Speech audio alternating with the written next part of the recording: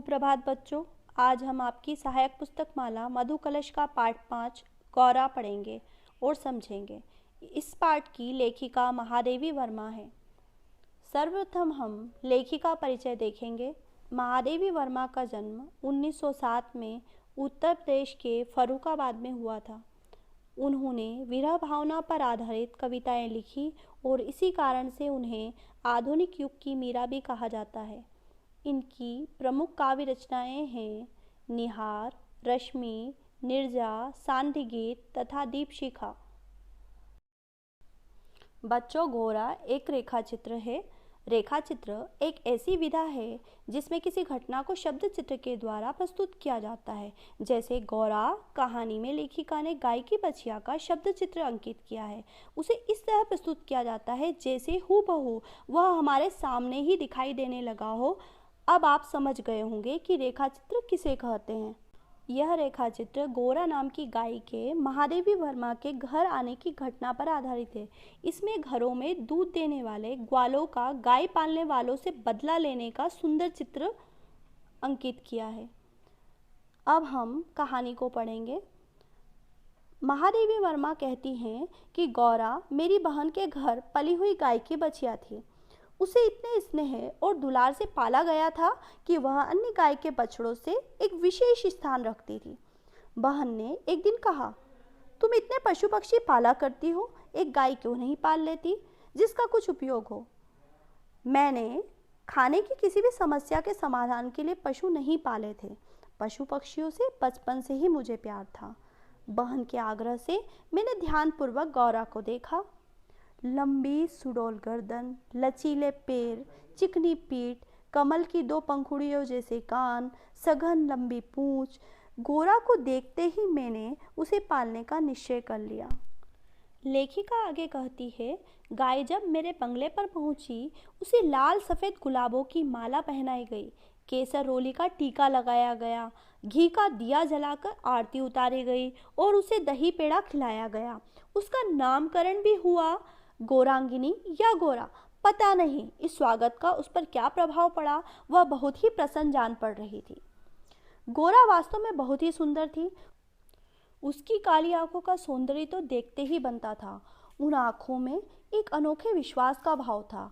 इस पशु को मनुष्य का अत्याचार सहना पड़ता है, फिर भी उसकी आंखों में न विस्मय का भाव होता है न डर का। विस्मय का अर्थ होता है आश्चर्य, और आश्चर्य का भाव, और नहीं वह भयभीत होती है।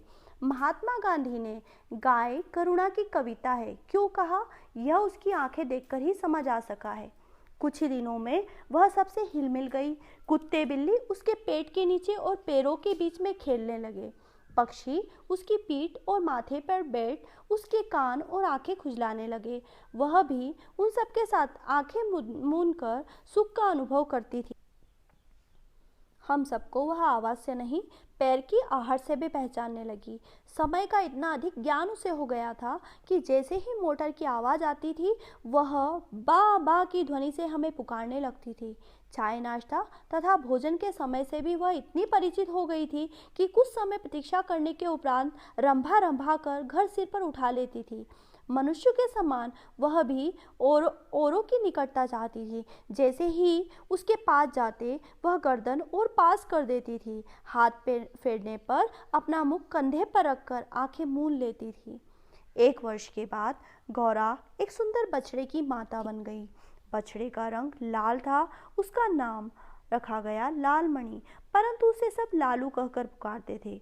अब हमारे घर में दुग्ध महोत्सव आरंभ हुआ। गौरा प्रातः 12 सेर के लगभग दूध देती थी। लालमणि के लिए भी पर्याप्त दूध देने के पश्चात इतना दूध शेष रहता था कि आसपास के लोग, कुत्ते बिल्ली तक इस दूध का भोग करते थे। दुग्ध दोहन के समय वे सब गौरा के सामने एक पंक्ति में खड़े हो जाते और महादेव उनके आगे बर्तन रख देता। दूध पीने के बाद कृतज्ञता प्रकट करने के लिए वे उसके चारों ओर उछलने लगते। लेखिका आगे कहती है, पर अब समस्या थी तो दुग्ध दोहन की। घर के नौकरों को दूध दोहना नहीं आता था और जिनको थोड़ा बहुत ज्ञान था वे घंटों लगा देते थे। गौरा के आने से पहले जो ग्वाला हमारे यहाँ दूध देता था उसको बुलाकर हमने इस समस्या का समाधान पा लिया। 2-3 महीने के उपरांत गौरा ने दाना चारा खाना बहुत कम कर दिया और वह दुर्बल तथा सुस्त रहने लगी। चिंतित होकर मैंने पशु चिकित्सक को बुलाकर दिखाया। वे कई दिनों तक एक्सरे द्वारा रोग का कारण खोजते रहे। अंत में उन्होंने निर्णय दिया कि गाय को सुई खिला दी गई है, जो उसके रक्त संचार के साथ हृदय तक पहुंच गई है और उसकी मृत्यु निश्चित है। मुझे कष्ट और आश्चर्य दोनों हुए। सुई किसने क्यों खिलाई? दाना चारा तो हम देखभाल कर देते हैं, पर डॉक्टर के उत्तर से ज्ञात हुआ कि किसी ने गुड़ की बड़ी डली के बीच रखकर सुई खिलाई है, जो सीधी गले के नीचे उतरकर हृदय में पहुंच गई है। अंत में एक ऐसा कठोर सत्य सामने आया जिसकी कल्पना भी मेरे लिए संभव नहीं थी। प्रायः कुछ ग्वाले ऐसे घरों में जहां उनसे अधिक दूध लिया जाता था, गाय का आना सह नहीं पाते, क्योंकि उनकी आय का साधन बंद हो जाता है। अवसर मिलते ही वे गुड़ में सुई लपेटकर उसे खिलाकर उसकी मृत्यु निश्चित कर देते हैं। गाय के मर जाने पर उन घरों में वे पुनः दूध देने लगते हैं। सुई की बात ज्ञात होते ही ग्वाला गायब हो गया। तब घोड़ा का मृत्यु से संघर्ष आरंभ हुआ। इसे याद करके भी मन कांप जाता है। डॉक्टरों ने कहा इसे सेब का रस पिलाया जाए, अतः नित्य कई कई सेर सेब का रस निकाला जाता और नली से घोड़ा को पिलाया जाता। शक्ति के लिए इंजेक्शन दिए जाते। इंजेक्शन की लंबी मोटी सुई देखकर उसकी चुभन और पीड़ा का अनुमान लगाया जा सकता है, पर घोड़ा उसकी पीड़ा शांति से सहती। केवल कभी कभी उसकी सुंदर पर उदास आंखों के कोनों में पानी की 2 बूंदें झलकने लगती थी। अब वह उठ नहीं पाती थी, परंतु जब भी मैं उसके पास जाती, वह अपना उदास मुख मेरे कंधे पर रख देती थी। लालमणि बेचारे को माँ के दुख का कोई ज्ञान न था। अब उसे दूसरी गाय का दूध पिलाया जाता था, जो उसे अच्छा नहीं लगता था। घोड़ा के पास पहुंचकर उसे सिर मार मार कर उठाना चाहता था, पर सब व्यर्थ। अब घोड़ा की सुंदर चमकीली आंखों की आभा समाप्त हो चली थी। कई पशु विशेषज्ञों को बुलाया, पर किसी ने ऐसा उपचार नहीं बताया जिससे आशा की कोई किरण मिलती। सेब का रस भी कंठ में रुकने लगा। मैंने उसके अंत का अनुमान लगा लिया था। अब मेरी एक ही इच्छा थी कि मैं उसके अंत समय उसके पास रहूं।